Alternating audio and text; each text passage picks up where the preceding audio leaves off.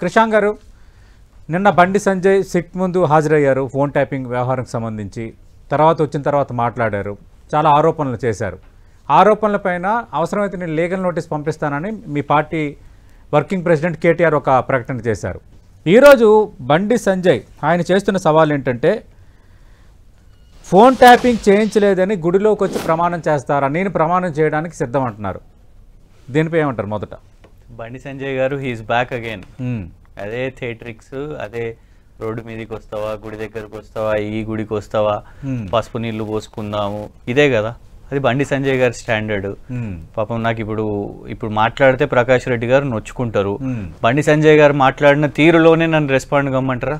ఎందుకంటే ఇప్పటివరకు అయితే కేటీఆర్ గారు రెస్పాండ్ కాలేదు. రెస్పాండ్ కూడా ఏమైంది అని అంటే ఆయన ఇష్టం వచ్చినట్టు ఆరోపణలు చేసిండు కాబట్టి లీగల్ నోటీస్ ఇస్తాను అనేసి అన్నారు.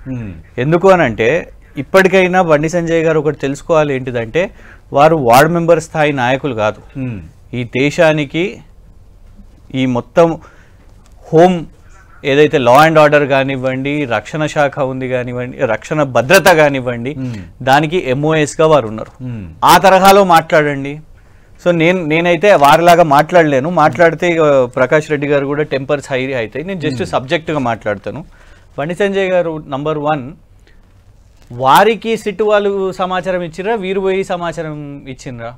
ఎందుకంటే బయటికి వచ్చిన తర్వాత ఓహో నాకు వీళ్ళందరూ ఇవన్నీ చెప్పిండ్రు, కుటుంబ సభ్యులకు చేసిండ్రంట, సొంత కుటుంబ సభ్యులకు చేసిండ్రంట, మా కుటుంబ సభ్యులకు చేసిండ్రంట అనేది ఇవన్నీ చెప్పారు. ఇవన్నీ వాళ్ళని ఏదో అదే ఆ సిట్ ఎంక్వైరీ వాళ్ళని అఫీషియల్గా వచ్చి చెప్పమని చెప్పండి. ఇట్లా వీళ్ళని పిలుచుకున్నప్పుడల్లా వీళ్ళకి మేము చెప్పినాము అని చెప్పే బదులు ఇవాళ వరకు కూడా ఈ సంవత్సరంన్నరలో SIT వాళ్ళు ఒక్కటన్నా ఒక అఫీషియల్ నోట్ ఏదైనా రిలీజ్ చేసిర్రా పలానా వాళ్ళకి చేసినాము అని? ఎందుకంటే హిందూ పత్రికలో ఒకసారి వస్తుంది ఏంటిదంటే సినీ నటులది ఎవరిది సెలబ్రిటీస్ది లేదు అని చెప్తారు. ఇక్కడ వీళ్ళేమో వచ్చేసి మేము ఇదంతా చేసినాము అని చెప్తారు. ఇంకొకటి, బండి సంజయ్ గారు నిన్న తన డివైస్ని అప్పచెప్పిర్రా. ఎందుకంటున్నానంటే కేంద్రంలో ఉన్నారు కదా, కేంద్ర IT శాఖ మంత్రి అశ్విని వైష్ణవ్ గారు పార్లమెంట్లో నిలబడి ఇచ్చిన సమాధానం అండి ఇది. ఎందుకంటే గతంలో కాంగ్రెస్ పార్టీ వాళ్ళు కూడా భారతీయ జనతా పార్టీ ప్రభుత్వం పెగాసస్ అనే ఒక సాఫ్ట్వేర్ని మాల్వేర్ని తీసుకొని వచ్చింది, ఇజ్రాయెల్ది కొనుక్కొని వచ్చింది, తెచ్చి వాళ్ళ దేశవ్యాప్తంగా అందరి కూడా ఆపోజిషన్ వాళ్ళయి ఫోన్ ట్యాపింగ్లు చేస్తున్నారు అని వేసిన ఆరోపణ. అప్పుడు కేంద్రం వాళ్ళు అశ్విని వైష్ణవ్ గారు ఏమని చెప్పారు సమాధానం? ఇది పార్లమెంట్కి కూడా చెప్పారు, తర్వాత సుప్రీంకోర్టుకి కూడా చెప్పారు. ఏంటిదంటే అసలు ఫోన్ ట్యాపింగ్ జరిగింది అని ఎట్లా తెలుస్తుంది అంటే ఎవరన్నా ఫోన్ డివైస్ ఇస్తే ఆ ఫోన్ డివైస్ ని టెక్నికల్ కమిటీకి పంపిస్తే అప్పుడు ఆ టెక్నికల్ కమిటీ తెలుస్తుంది. మరి ఇక్కడ బండి సంజయ్ గారు ఫోన్ ఇచ్చి వచ్చిర్రా లేదా? ఎందుకంటే ఇక్కడ బండి సంజయ్ గారికి ఎట్లా తెలిసింది వారి ఫోన్ ట్యాపింగ్? ఆయన చెప్తుంది ఏంటంటే 6500 మంది చేశారు, BRS నేతలు హరీష్ రావు లాంటి వాళ్ళది కూడా చేశారని చెబుతూనే ఇప్పుడు ఉదయం నుంచి జరుగుతున్న చర్చ ఏంటంటే ఒక 3 నెంబర్లు బండి సంజయ్కి సిట్ అధికారులు చూపిస్తే ఆ 3 నెంబర్లు JP నడ్డా, BL సంతోష్, అలాగే కేంద్ర హోంమంత్రి అమిత్ షా. అంటే రాష్ట్ర అధ్యక్షుడిగా ఉన్న బండి సంజయ్ అయితే వాళ్ళు మాట్లాడింది కూడా ట్యాప్ అయ్యింది అన్నది ఇప్పుడు బీజేపీ తెర ముందుకు తెస్తుంది. సరే, ఒకటేమో ఫస్ట్ 10 లక్షల ఫోన్లతో మొదలు పెట్టారు ఈ కథం మొదలైనప్పుడు, తర్వాత 1,00,000 ఫోన్లు అని చెప్పారు, ఆ తర్వాత 10,000 ఫోన్లు అని చెప్పారు, మొన్న రీసెంట్గా 650 ఫోన్లు అని చెప్పారు.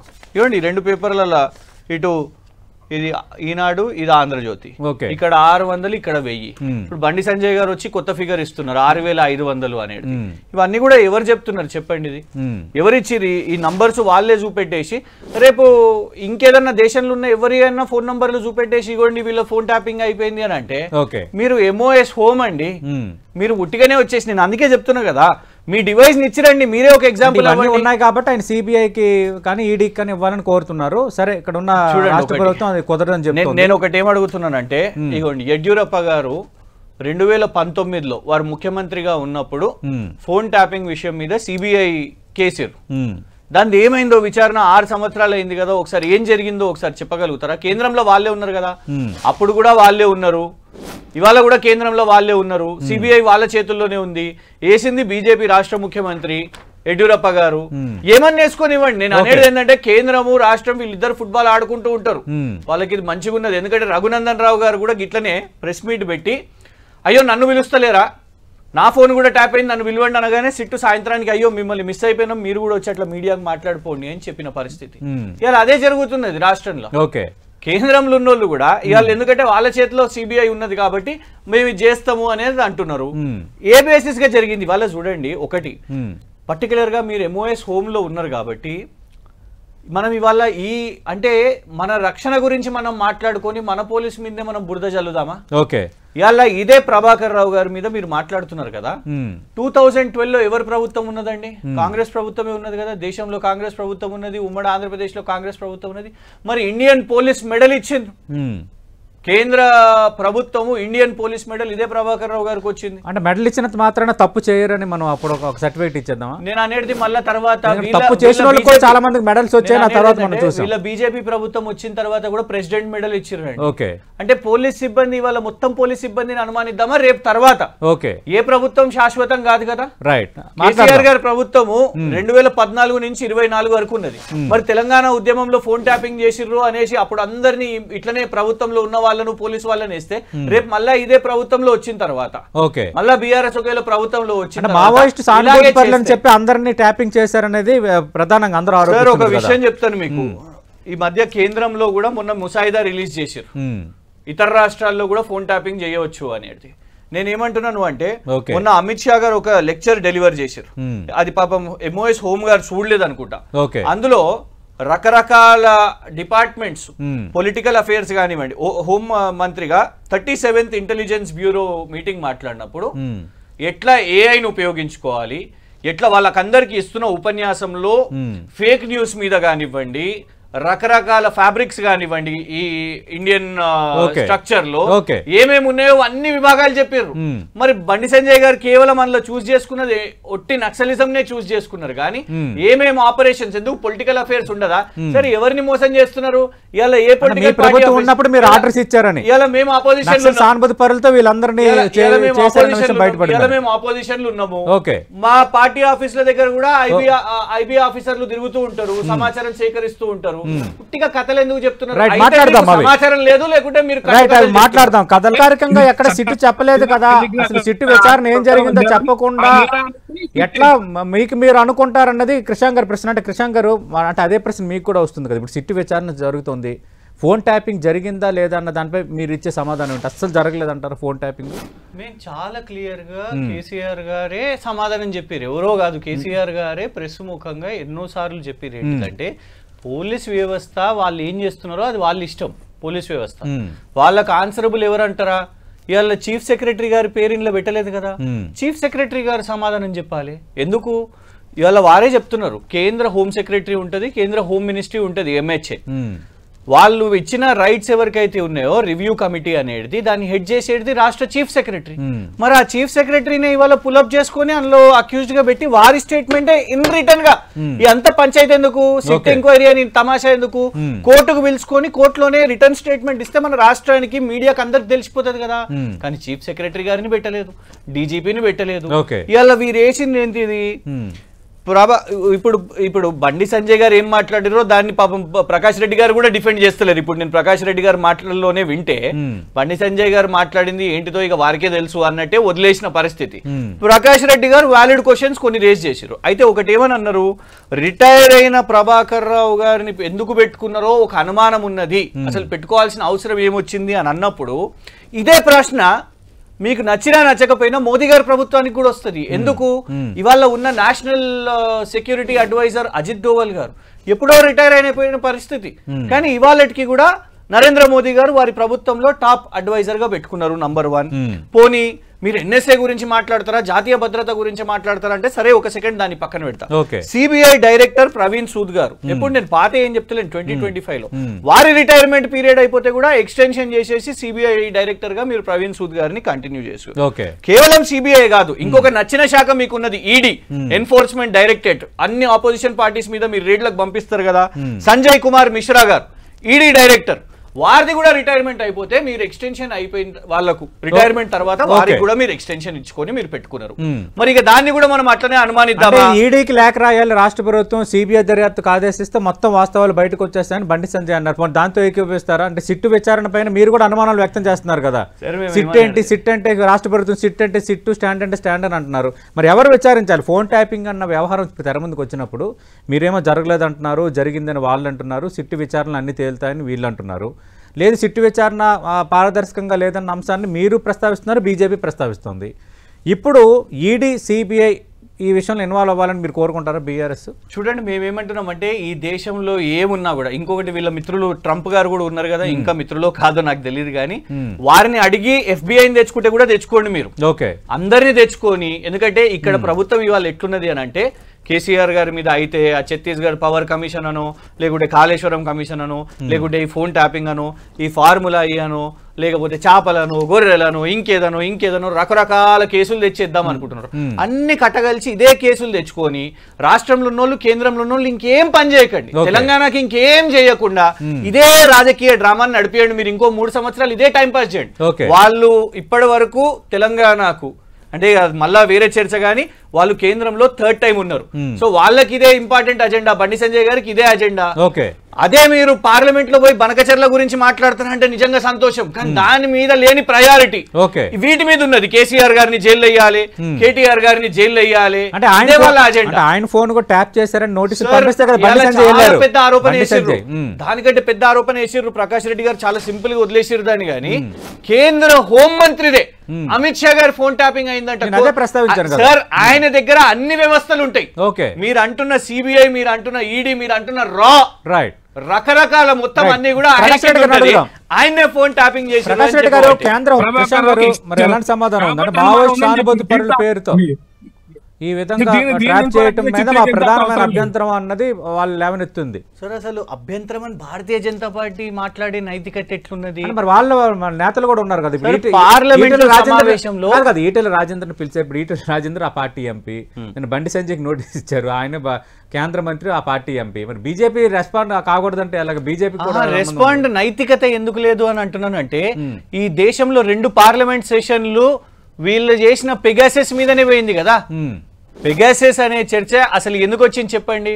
ఇప్పుడు యాపిల్ వాళ్ళు ఉన్నారు, యాపిల్ వాళ్ళు ఉన్న దేశంలో ఉన్న జర్నలిస్టులకు, కొందరికి ప్రముఖ జర్నలిస్టులకు, ఆపోజిషన్ వాళ్లకు, వీళ్ళకందరు కూడా మెసేజెస్ వచ్చింది. స్టేట్ స్పాన్సర్డ్ థ్రెట్ మీ మొబైల్ ఫోన్ కు ఉంది. స్టేట్ అనగానే ఎవరన్నట్టుగా అప్పుడు కూడా డిస్కస్ చేసాం. అంటే ఇప్పుడు దీని వ్యవహారం సంబంధించి బీజేపీ వాళ్ళు ఎట్లా మాట్లాడవచ్చు దీని మీద? మీరే కదా ఇదంతా మొత్తం మొదలు పెట్టిన వాళ్ళు, మీరు నైతికత మీకు మీరే సర్టిఫికేట్ ఇచ్చుకుంటున్నారా? ఇంకోటి ఈటల రాజేందర్ గారి గురించి మాట్లాడడం, ఎందుకంటే ఇప్పుడు ఈటల రాజేందర్ గారిని పిలిచిన తర్వాత ఇక్కడ కూడా అందరు అంటున్నది ఏంటిది? ప్రేమేందర్ గారిది మాట్లాడింది నేను విన్నాను, ఈటల రాజేందర్ గారు మాట్లాడింది విన్నాను, బండి సంజయ్ గారు మాట్లాడింది విన్నాను. సిట్టు మాకు సమాచారం ఇస్తున్నది అని చెప్తున్నారు. సిట్ ఏంటిది? సిట్ ఈ రాష్ట్ర ప్రభుత్వం చేసిన ఒక వెబ్ సిరీస్ పెట్టి అధికారులను పెట్టేసి ఇగోండి ఇది లీకులు ఇవ్వండి అని చెప్తున్నారు. ఎక్కడ కూడా ఇవి కోర్టులో నిలబడతలేవు కదా. కోర్టులో కొందరు అధికారులకు బెయిల్ కూడా వచ్చింది కదా. సిట్ నోటీసులు అంటే ఇప్పుడు ఈటెల రాజేందర్తో వీళ్ళని కొందరు నేతలు ఏం చెప్పారంటే, ఈటెల రాజేందర్ ఎవరెవరితో మాట్లాడుతున్నారో ఆ వాయిస్లని అన్ని ప్లే చేశారు, మేము విన్నామని చెప్తున్నారు. ఈటల రాజేందర్ గారు అన్నారు మీరు మాట్లాడారా ఇట్లా అడుగుతున్నారు వాళ్ళు.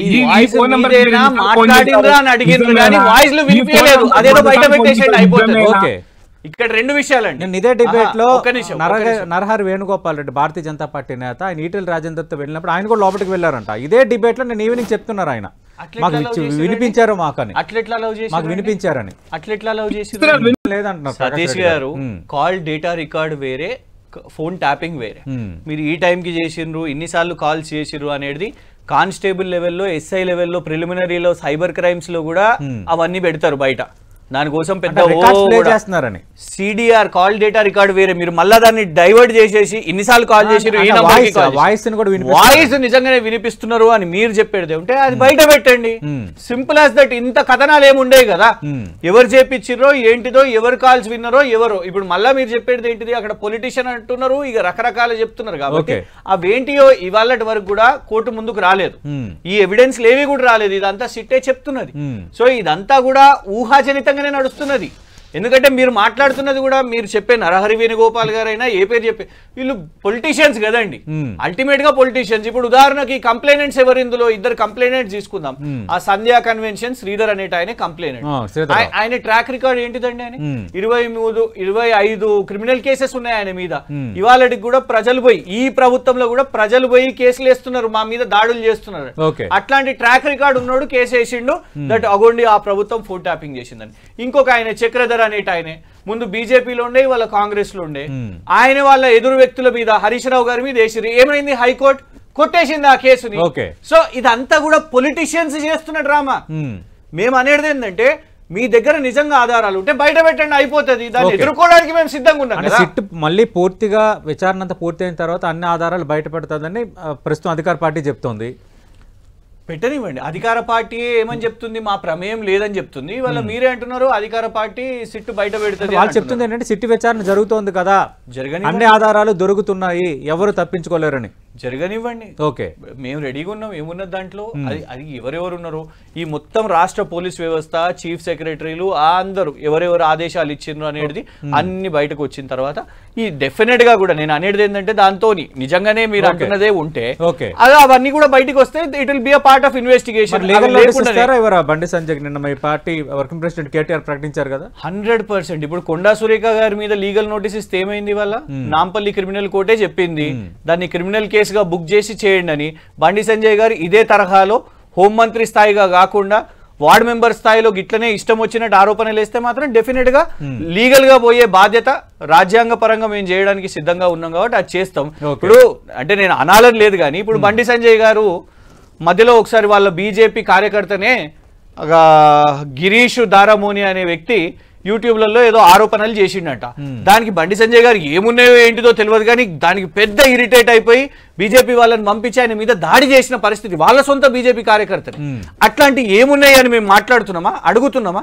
అంటే నేను అనేది ఏంటంటే ఎక్కడిదో ఉట్టిగానే బండి సంజయ్ గారు మాట్లాడి దానికి అవి చేస్తే డెఫినెట్ గా మేము లీగల్ నోటీస్ ఇస్తాం. ప్రకాష్ గారి నమ్మకం లేకుంటే మసీద్ అయినా చర్చ్ అయినా ఓకే, నేను ప్రమాణం చేయడానికి సిద్ధంగా ఉన్నాను, మీరు ప్రమాణం చేయడానికి సిద్ధమా? ఇది డైరెక్ట్ గా బండి సంజయ్ అడుగుతుంది. ప్రకాష్ రెడ్డి గారు ఇదే భాషలో సమాధానం చెప్పమంటారా? చెప్పండి, ఏం చెప్పాలి చెప్పండి. నేను ఆయన మాట్లాడిన భాష మీరు విన్నారు కదా, నా కోసం చెప్పండి, నాకు చెప్పకండి. మీరే కదా ఫీల్ అయ్యారు. బండి సంజయ్ గారు లేరు కదా, చెప్తారా చెప్పండి, మీకు ఏ భాష మీరున్నారు కదా, బండి సంజయ్ గారు లేరు కదా, ఇక్కడ మీరున్నారు కాబట్టి నేను మళ్ళీ ఇప్పుడు ఆ భాషలో మాట్లాడితే మీరు ఫీల్ అవుతారని నేను అనేది ఏంటంటే నేను ఫీల్ కాను, ప్రజలు వింటారు కదా, ప్రజలు ఫీల్ అయిన బండి సంజయ్ గారు మాట్లాడింది బండి సంజయ్ గారు మాట్లాడింది వారి తరహాలోనే.